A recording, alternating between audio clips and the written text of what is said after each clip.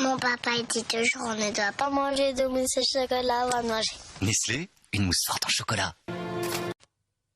Quand on n'a pas envie de préparer le repas, on peut tout de même savourer un bon petit plat. Aujourd'hui il y a Bolino, Bolino, Bolino. Un petit plat tout nouveau, Bolino, Bolino. C'est tout simple à préparer, Bolino, Bolino. 4 minutes de déguster. Nestlé. Ce nom, nous le connaissons tous et il a un grand pouvoir, celui d'éveiller nos papilles et nos envies de sucre. Pour beaucoup d'entre nous, il évoque l'image d'un chocolat fondant qui coule lentement sur les courbes d'une poire, de petits déjeuners en famille au lever du soleil autour d'un pot de chicorée soluble ou d'une mousse fumante qui s'étale à la surface d'un café de grandes origines. Pour les consommateurs, Nestlé, c'est surtout le chocolat, les céréales, le café et l'eau minérale.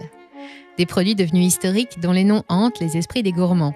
Kit Kat, Chocapic, Lion, Smarties ou Nescafé. Pourtant, Nestlé n'est pas fort qu'en chocolat. À la tête de près de 2000 marques, aussi célèbres les unes que les autres, le géant suisse est devenu en 150 ans le maître absolu de l'agroalimentaire mondial. Pionnier de la recherche dans le domaine de l'alimentation industrielle, c'est aujourd'hui lui qui crée les tendances et développe les nouveautés alimentaires que nous retrouvons dans nos rayons.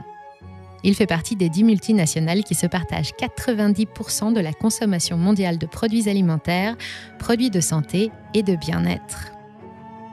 Un géant à l'appétit féroce qui se sert là où se trouvent les ressources et qui est peu regardant sur les méthodes de travail employées dans ses plantations situées à l'autre bout du monde. Mais c'est sans compter sur le bataillon d'ONG et de médias un peu trop critiques qui gardent Nestlé sous haute surveillance, ainsi peut-on voir son nom cité régulièrement dans diverses affaires et controverses. Dans cette vidéo, nous allons vous montrer ce qui se passe dans les coulisses de ce que l'on imagine souvent comme la plus grande chocolaterie du monde. Certes, elle l'est, mais c'est assez réducteur, tout comme c'est réducteur de s'imaginer que la puissance du géant suisse ne se limite qu'à la sphère des produits de consommation. En réalité, Nestlé est partout, il régente tout et il est là pour longtemps. Avant de vous montrer pourquoi, et si vous êtes nouveau sur la chaîne, n'oubliez pas de vous abonner pour être sûr de ne manquer aucune de nos vidéos. Et c'est aussi une bonne façon de nous montrer votre soutien. En échange, on vous offre un golden ticket pour la Suisse et comme le dit Willy Wonka, ça va swinguer. Enfin, ça dépend. Bienvenue sur Mani Radar.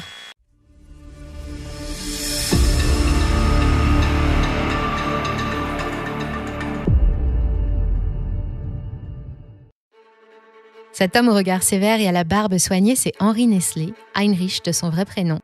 Et l'histoire de son entreprise a vraiment débuté le jour où il est parti à la retraite. Il est né au début du 19e siècle, quelques années avant la fin de la première révolution industrielle, et il s'éteindra en 1890, juste au début de la deuxième. Entre-temps, Henri va suivre de longues études pour devenir pharmacien. Curieux et obstiné, il a l'âme d'un scientifique et son truc à lui, ce sont les expériences. En 1843, il est embauché dans une pharmacie de Vevey, une petite ville idéalement située au bord du lac de Genève, en Suisse. La même année, avec l'aide de ses proches, il achète un moulin et une petite distillerie qu'il transforme en laboratoire où il laisse libre cours à son imagination. Polyvalent, il va longtemps chercher sa voie. Il commence par négocier et produire des farines, des vinaigres, du lait, de la moutarde, des huiles, mais aussi des engrais à base d'os et approvisionne les 7 réverbères de la municipalité en gaz liquéfié.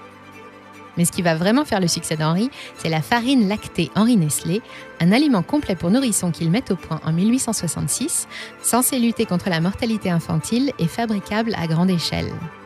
Elle est récompensée à l'Exposition universelle de 1872 et dès lors, la société Henri Nestlé ne rencontrera plus aucun obstacle à son ascension sur les marchés du monde entier et fera de la nutrition et de la santé son fer de lance.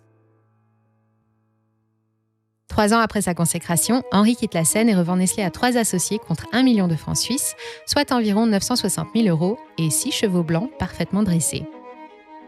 Il s'agit d'un notable de Vevey, Jules Monnerat, de son neveu, Gustave Marquis, et de Pierre-Samuel Roussy, un ancien partenaire, meunier lui aussi, et dont les descendants resteront à la tête du groupe jusqu'en 1940. Nestlé connaît une croissance considérable durant tout le XXe siècle. Petit à petit, le géant se développe et prend sa place en Europe puis aux États-Unis, crée de nouvelles marques, de nouvelles tendances, se lance dans de grandes campagnes de communication devenues célèbres par la suite pour promouvoir ses produits partout dans le monde. Nestlé ose. Il ose le Nescafé et se positionne en leader des boissons instantanées. Il ose le Bolino et la purée mousseline et ouvre la voie aux aliments lyophilisés. Il ose le Nespresso et surfe sur la vague des machines à dosette qu'il a lui-même créées. Aujourd'hui, Nestlé est un monstre qui pèse 334 milliards de francs suisses à la bourse de Zurich. Il réalise en 2021 un chiffre d'affaires de 81,4 milliards d'euros ou 84,3 milliards de francs suisses, soit 3,8% de plus qu'en 2019, et emploie 323 000 salariés dans 413 usines réparties dans 85 pays. Nestlé, ce sont aussi 40 centres de recherche en nutrition et bien-être, 5 000 chercheurs salariés, plus de 10 000 types de produits vendus dans 189 pays. Faisons le tour des segments occupés par le numéro 1 mondial de l'agroalimentaire. On le retrouve au rayon eau et boissons instantanées avec Vittel, Épar, Nespresso, Nescafé ou Nesquik. Au rayon laiterie bien sûr, puisqu'il est le premier groupe laitier mondial, avec notamment Yaos, la laitière ou le viennois. Dans les allées des plats préparés, frais, en conserve ou surgelés, il se cache derrière les soupes Maggi ou les pizzas Buitoni. La nutrition clinique et infantile est assurée avec des marques réputées comme Clinutren ou Nidal. La gamme des chocolats, céréales et confiseries n'est sans doute pas pour rien dans l'affect que l'on ne peut pas s'empêcher d'éprouver pour la marque. Les Sundae, les Lions, le Crunch ou le très regretté chocolat merveille du monde sont autant de noms qui parlent directement à notre cerveau reptilien. Enfin, nos chiens et nos chats ont l'œil vif, le poil brillant et débordent de vitalité parce que nous les nourrissons de friskies et de gourmets depuis des décennies. C'est le leader mondial des produits laitiers, mais aussi de la boulangerie industrielle, et Nestlé Waters domine le marché des eaux en bouteille. Ces produits s'arrachent principalement aux États-Unis, pour plus de 45%, mais rencontrent aussi beaucoup de succès en Europe et en Afrique du Nord, et enfin en Asie et en Océanie. Nestlé est partout et déploie son savoir-faire dans de nombreux domaines. À commencer par la communication. Un oiseau qui donne la béquille à ses deux petits, c'est le logo de Nestlé qui signifie « petit nid » en patois local. Au-delà de son aspect bucolique, il évoque surtout la spécialité historique du géant suisse, la nutrition infantile. Nous savons reconnaître les 6 lettres qui figurent sur l'emballage au premier coup d'œil, et quoi de plus normal puisqu'il est omniprésent. Dans la presse écrite, sur Internet, sur nos mobiles, mis en avant dans les grandes surfaces ou à la télévision, il n'y a pas une semaine qui passe sans que Nestlé ne se rappelle à notre bon souvenir et éveille en nous des envies de chocolat. Mais la réalité est-elle aussi belle que dans les pubs ? Eh bien non, ne rêvons pas. Tout comme ces délicieuses confiseries nous font grossir ou abîment nos dents, Nestlé a aussi un revers sombre. Il n'a pas grand-chose à voir avec l'image de la chocolaterie enchantée, nichée sur les bords de son lac au cœur des Alpes suisses, entourée de marmottes, de nains de jardin et d'oiseaux multicolores. La face cachée de Nestlé a commencé à se dévoiler dès les années 70, avec justement une communication un peu trop agressive. Dans ses publicités, Nestlé n'hésitait pas à affirmer la supériorité de son lait en poudre sur le lait maternel, notamment dans les pays en voie de développement, là où les ressources en eau potable sont limitées. Choco Suisse de Nestlé, une mousse fondante et légère au bon chocolat au lait suisse. Tu pousses le bouchon un peu trop loin, Maurice. Choco Suisse. Alertés, l'Organisation mondiale de la santé et l'UNICEF se sont réunis en 1978. Il faudra ensuite 2 ans pour aboutir à un code international de commercialisation des substituts au lait maternel et pour que Nestlé modifie ses publicités. Mais ce n'est qu'une anecdote à côté de tout ce qui va suivre. En 2002, 200 tonnes de lait infantile dont la date limite de consommation est dépassée sont rapatriées en Colombie, réétiquetées et remises sur le marché, tout en priant le personnel impliqué de garder le secret. La même année, Nestlé, qui ne manque pourtant pas d'argent, met en demeure l'Éthiopie de lui régler une dette de 6 millions de dollars, une fortune pour un pays qui souffre d'incessantes famines causées par des sécheresses à répétition. Une telle somme lui permettrait de construire 6500 puits et d'alimenter en eau près de 4 millions de personnes. Devant la réaction de l'opinion publique, Nestlé se défend. Il s'agit d'être ferme, le droit doit être respecté. Comme l'indique le porte-parole du groupe à l'époque des faits, François-Xavier Pérou, dans les colonnes du journal Le Temps, s'il y a expropriation, il doit y avoir compensation, c'est une question de principe. Mais le pire, c'est que l'Éthiopie ne lui doit rien. En réalité, cette dette date de 1975. Cette année-là, l'une des usines du groupe Schweizfurt, qui deviendra célèbre plus tard sous le nom de Herta, est nationalisée par le gouvernement éthiopien. Des négociations sont entamées avec le propriétaire lésé, mais elles n'aboutissent pas et le dossier tombe dans l'oubli pendant 20 ans. Entre-temps, Nestlé a racheté la dette à Herta et vient donc réclamer un dédommagement. Le géant suisse s'obstine à refuser de revoir ses prétentions à la baisse à tel point que la Banque mondiale envisage de payer à la place de l'Éthiopie. Finalement, devant le bad buzz, Nestlé s'engagera à utiliser les fonds obtenus pour développer des projets humanitaires via sa fondation, dont je vous parlerai tout à l'heure, et se contentera d'1,5 million de dollars de dédommagement pour une perte qu'il n'a même pas supportée. L'année suivante, en 2003, Nestlé est dans le collimateur de l'Association pour la taxation des transactions financières et pour l'action citoyenne, plus connue sous l'acronyme d'ATTAC, une organisation internationale qui lui donne du fil à retordre. Pendant 2 ans, 2 espionnes de chez Nestlé se sont infiltrées parmi les activistes et rendaient régulièrement compte à leur patron des actions menées par le groupe altermondialiste. Pour finir ce petit tour d'horizon, je peux aussi vous parler du scandale des substituts végétaux vendus au Cameroun comme du lait et qui a provoqué la mort d'au moins 3 nourrissons en 2007. Ou encore des lasagnes à la viande de cheval en 2013, un moment qui a valu à la marque Buitoni de faire l'objet d'une vague de protestations très médiatisée. Et pourtant, le géant en a à peine souffert. Grâce à son image et parce qu'il est devenu le numéro 1 mondial de l'agroalimentaire, que son réseau et celui de son actuel PDG, Ulf Mark-Schneider, sont particulièrement développés, Nestlé peut tout se permettre et cela ne va pas sans poser de problème à plusieurs niveaux. Pour pouvoir produire des tonnes de denrées alimentaires chaque jour, il faut des ressources. Nestlé s'approvisionne auprès de centaines d'agriculteurs et de fabricants locaux dont il vante les qualités et le professionnalisme sur tous ses emballages. En 2015, 48 enfants maliens, burkinabés, guinéens et ivoiriens sont libérés d'une plantation de cacao par la police de Côte d'Ivoire. Les plus jeunes n'ont que 5 ans. Cette plantation n'appartient pas à Nestlé, mais il en est le principal client. Alerté par de grandes ONG comme Amnesty International, le siège s'engage à mettre fin à l'esclavage des enfants dans ses plantations indonésiennes et ivoiriennes l'année suivante, alors qu'en réalité, il s'y est engagé dès 2001. Une promesse qui n'a été et ne sera donc jamais tenue, pas même en 2021, puisqu'une nouvelle plainte pour complicité de travail forcé vient d'être déposée aux États-Unis par 8 jeunes Maliens. Ils disent avoir été enlevés pendant leur enfance pour être forcés à travailler dans les plantations de cacao ivoiriennes qui fournissent le géant suisse. De quoi donner un arrière-goût un peu amer à nos confiseries préférées. Bien plus près de nous, du côté de Vittel, en France, c'est l'eau qui a un goût amer. Ici, l'eau vaut de l'or. La ville a fondé sa renommée et son développement économique d'abord sur ses établissements thermaux, puis sur l'exploitation d'un sous-sol riche en eau minérale qu'elle vend en bouteille pour ses vertus thérapeutiques. Sous les pieds de ses habitants se trouve une immense nappe phréatique, connue sous le nom d'aquifère du grès du Trias inférieur, ou GTI, qui produit une eau extrêmement pure et peu minéralisée. Cette eau alimente normalement le réseau d'eau potable, mais elle sert également aux industriels comme Nestlé, qui y pompent chaque année environ 850 000 mètres cubes d'eau en moyenne. Oui, mais voilà, le niveau baisse dangereusement. Cette immense poche d'eau est coincée entre 2 couches imperméables et met énormément de temps à se recharger.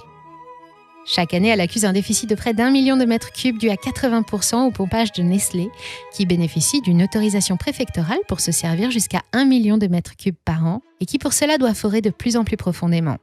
Toute cette eau est intégralement exportée sous la marque Vittel Bonne Source, très populaire à l'étranger, et le groupe aurait tort de s'en passer car le marché de l'eau en bouteille est incroyablement dynamique, plus 57% en 2020, et aussi incroyablement rentable. Entre le moment du captage et celui où vous débouchez votre bouteille de Vittel, le prix a été multiplié par plus de 200. Pour remédier au problème de l'épuisement de la nappe, les élus locaux ont préféré faire venir de l'eau des cantons voisins pour alimenter la population, plutôt que de demander aux industriels de réduire les quantités prélevées. Non seulement cela ne résout pas le problème, puisque les pompages vont continuer, mais il va falloir en plus construire les nouvelles canalisations nécessaires et trouver de 15 à 30 milliards d'euros pour les financer. La note sera bien sûr présentée aux contribuables pendant que Nestlé continuera de vendre le même nombre de bouteilles d'eau à des prix délirants. Mais comment est-ce possible ? Eh bien, c'est qu'à Vittel, comme partout où il s'installe, Nestlé commence à devenir un peu trop envahissant. D'anciens cadres du groupe ont présidé ou participé au comité des instances de surveillance locale de l'eau. Ces instances ont voté en faveur de restrictions d'eau imposées aux populations plutôt qu'aux industriels, alors que selon la loi sur l'eau de 2006, la priorité d'usage doit aller à l'alimentation en eau potable des populations. Et puis chez Nestlé, on sait pratiquer le chantage économique. À Vittel, abaisser les volumes captés, voire les stopper, provoquerait le licenciement de 250 salariés et pourrait entraîner un mini-séisme économique et social dans cette petite ville de 5200 habitants. Un scénario jugé peu crédible par les ONG, car le site n'emploie aujourd'hui que 900 personnes contre plus de 4500 en 1975, sans que pour autant le développement de la ville n'en ait été perturbé. Mais le groupe ne s'arrête pas là. Depuis le début des années 2000, sous couvert de lutter contre la pollution autour de Vittel, Nestlé et sa filiale Agrivert se sont mises à acheter les terres agricoles situées près de l'usine et dans les alentours, au grand désespoir des agriculteurs. Pour Nestlé, il s'agit de lutter contre une forte augmentation du taux de nitrate, liée à l'agriculture intensive pratiquée depuis des décennies au-dessus des nappes phréatiques et qui dégrade la qualité du produit. Les terres achetées par AgriVert sont ensuite louées à des agriculteurs qui doivent respecter un strict cahier des charges, dont le point le plus important est de se passer de chimie. Joli projet qui semble porter ses fruits, mais qui reste mal accueilli par les agriculteurs locaux. Car aujourd'hui, le géant suisse est propriétaire de plus de 10 000 hectares de terre lorraine autour de Vittel, mais aussi autour de ses autres forages en France, en Suisse et même aux États-Unis. Et comme Attila, quand Nestlé passe quelque part, l'herbe ne repousse plus. En Indonésie par exemple, 30% des forêts ont été rasées pour faire place aux palmiers à huile. Une huile controversée, déconseillée dans l'alimentation, mais très rentable et dont la demande ne cesse d'augmenter. Nestlé engloutit toujours 455 000 tonnes d'huile de palme en moyenne par an pour la fabrication de ses produits. Malgré ses engagements de n'utiliser qu'une huile respectueuse de l'environnement, selon une enquête du collectif Greenpeace, environ 40% de la marchandise livrée dans ces usines reste encore totalement intraçable et personne n'est capable de dire si cette huile provient ou pas d'une agriculture respectueuse. Donc récapitulons. En 150 ans, Nestlé a inventé notre alimentation moderne en s'appropriant les ressources naturelles, quitte à détruire ce qui se trouve autour, en espionnant ses opposants, en exploitant la misère locale et en ne tenant jamais ses promesses. Grâce à un réseau de relations internationales qui s'étend de petites collectivités territoriales jusqu'au gouvernement, dont le nôtre, Nestlé s'assure de ne pas rencontrer trop d'obstacles et n'hésite pas à pratiquer un intense lobbying à tous les niveaux de l'administration. Et il a le bras long, comme on dit. En 2012, la guerre fait rage entre Nestlé et le géant français Danone pour le rachat de la branche nutrition infantile de Pfizer. Alors que Danone semblait avoir remporté le marché pour environ 9 milliards de dollars, finalement c'est Nestlé qui gagne grâce à son banquier qui accepte à la dernière minute d'ajouter les quelques milliards nécessaires pour surenchérir. Et devinez qui était son banquier à l'époque. Si vous connaissez la réponse, rendez-vous dans les commentaires. Mais je vous donne un indice, le poste de l'actuel dirigeant de Nestlé lui a été proposé peu après la transaction, mais il l'a refusé. Eh bien, lui en a pris puisqu'ensuite il a pu devenir président de la République. Enfin, n'oublions pas que Nestlé est toujours en 2020 le 4e plus gros producteur de déchets plastiques derrière Coca-Cola, Pepsi et Danone. Et ça non plus, ce n'est pas très bon pour l'image.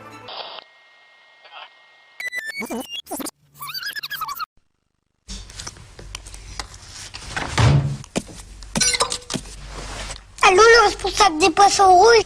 Ah, tu tombes bien, ça s'appelle la SPA. Maurice a encore bouffé tous les chocos suisses. Alors oui, fais patiente. 3 d'un coup cette fois. Tu comprends, ça peut plus durer maintenant. Choco Suisse de Nestlé, une mousse fondante et légère au bon chocolat au lait suisse. Tu pousses le bouchon un peu trop loin, Maurice. Choco Suisse, signé Nestlé. Malgré tous les efforts de Nestlé pour redorer son image, comme toujours, à grand renfort de campagnes de communication parfaitement calibrées pour toucher là où ça fait du bien, les consommateurs commencent à se rendre compte que leur café ou leurs céréales ont un drôle de goût. De plus en plus sensibilisés aux causes sociétales, nous sommes aujourd'hui nombreux à rechercher les informations qui concernent les modes de fabrication ou la composition de nos aliments. Il aura fallu des années de scandales pour que le grand public prenne enfin conscience de l'impact des activités de Nestlé sur le monde. Des années de combat contre les ONG aussi, alors que le groupe déclare régulièrement partager les mêmes valeurs. Même sa fondation n'est qu'un écran de fumée. La fondation Nestlé a pour slogan « Bien manger, bien vivre » et s'intéresse, je cite, à l'étude des comportements alimentaires favorables à la santé et à la promotion de la cuisine française. Une bien belle vitrine qui laisse le visiteur penser que Nestlé mène des actions concrètes pour aider les familles et les enfants à bien manger. En réalité, cette fondation n'a aucun but humanitaire, tout au plus fiscal et publicitaire. Elle organise par exemple des ateliers de cuisine dans les écoles. Alors c'est vrai, elle y fait la promotion de la cuisine française. Elle y fait aussi celle des bienfaits d'une alimentation équilibrée pour la santé. Et pendant que le nom de la marque s'imprime positivement dans la tête de tous les enfants de toutes les écoles qui sont visitées, Nestlé fabrique et vend ses sucreries avec toujours autant d'ardeur et semble impossible à arrêter. Il reste très populaire, mais tout repose entre les mains des consommateurs. Pour en savoir plus, par exemple, prendre connaissance du rapport d'activité de la Fondation ou découvrir comment les grands industriels comme Nestlé se mènent une véritable guerre pour s'accaparer les ressources en eau, nous vous avons réservé quelques liens dans le descriptif. Vous y trouverez tout ce qu'il faut pour nous rejoindre sur nos autres réseaux, comme notre page Twitter ou notre fil Telegram. Si cette vidéo vous a été utile, n'hésitez pas à la commenter, à cliquer sur j'aime et à la partager autour de vous. C'est aussi le meilleur moyen de nous montrer votre soutien. Merci à toutes et à tous d'être chaque jour plus nombreux à nous rejoindre. C'était Monique Radar, on vous dit à très bientôt.